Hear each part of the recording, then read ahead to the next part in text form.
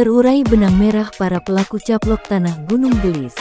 Gunung Gelis, tanggal 30 November tahun 2023. Dengan terbongkarnya pelaku kerusuhan pasca insiden eksekusi oleh oknum panitera PN Cibinong, atas kemenangan PT KAA Abal-Abal dengan Yayasan Masyadul Quran tersebut pada Rabu, tanggal 22 November tahun 2023 lalu, terkuak siapa pelaku utamanya, yaitu Aziz Mahdor pemegang kendali dengan oknum RW Lukas Kabandungan dan oknum Kades Rudi Bebek, sebagai tim eksekutor pengaman aset.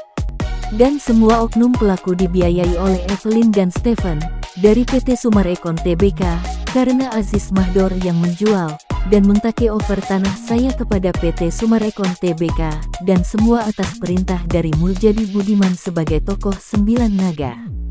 Dan dari lingkaran setan para eksekutor, dan para petinggi mafia tanah, mafia hukum, dengan semua para pelaku yang terlibat tersebut, akhirnya terkuak dan semua instansi baru mengetahui, pada buka mata, di mana letak keadilan bagi seorang rakyat yang terzolimi selama bertahun-tahun tanah milik sah pribadinya diserobot para pelaku oknum mafia tanah.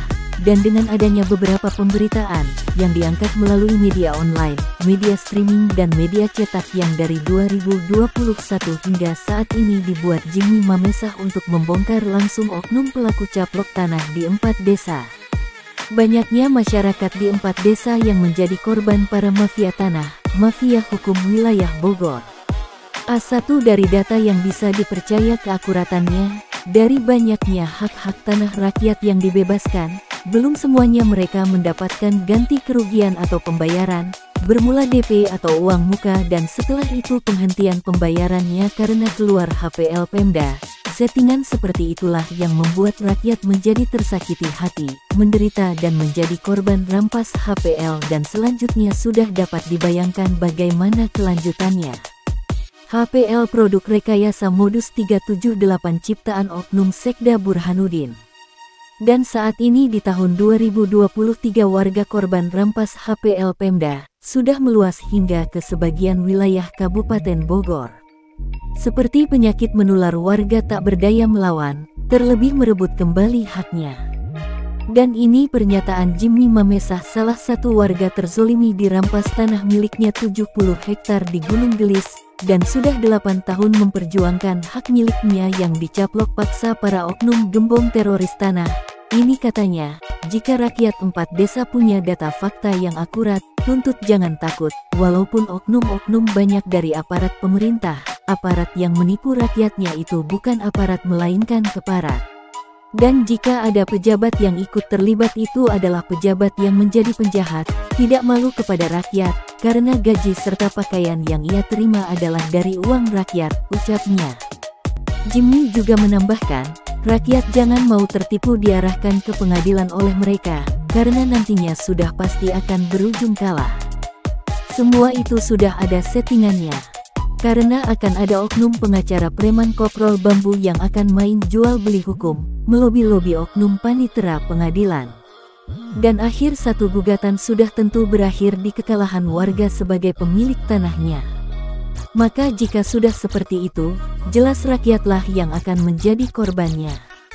Maka pesan saya bersatu, lawan kezoliman mereka dengan kekompakan, jangan menyerah, terus berjuang, karena tanah itu adalah hak kita, milik kita. Ucap Jimmy, masih kata Jimmy Mamesah, dan jika Berry Tornando nekat memasang plang di tanah saya, itu namanya dia bunuh diri, membuat lubang kuburan untuk dirinya sendiri, seperti plang yang akan berdiri dan saya sebagai pemilik tanahnya, yang malah akan memasang patok dirinya di tanah saya. Berry Tornando itu manusia licik berbisnis haram, jual beli tanah yang bukan miliknya, tetapi gak ada malu membawa-bawa agama. Agama dipermainkan hanya untuk meraup keuntungan semata. Berry Tornando telah menipu nasabah 400 orang, kurang lebih 500 miliar, karena jika berani pasang plang di tanah saya maka saya akan panggil seluruh nasabah yang telah ditipunya, agar bersama-sama kita pantek dia jadi seperti plang bersama partnernya Sanage dan kroni-kroninya, ucapnya kembali. Masih kata Jimmy Mamesah, saya meminta kepada APH Pusat untuk mengambil tindakan dalam permasalahan ini, Jangan sampai dibiarkan berlarut-larut, jangan sampai terjadi pertumpahan darah terjadi. Jika dibiarkan ini akan menjadi pemantik keributan besar-besaran antara warga korban dengan preman-preman bayaran gembong biong cukong tanah.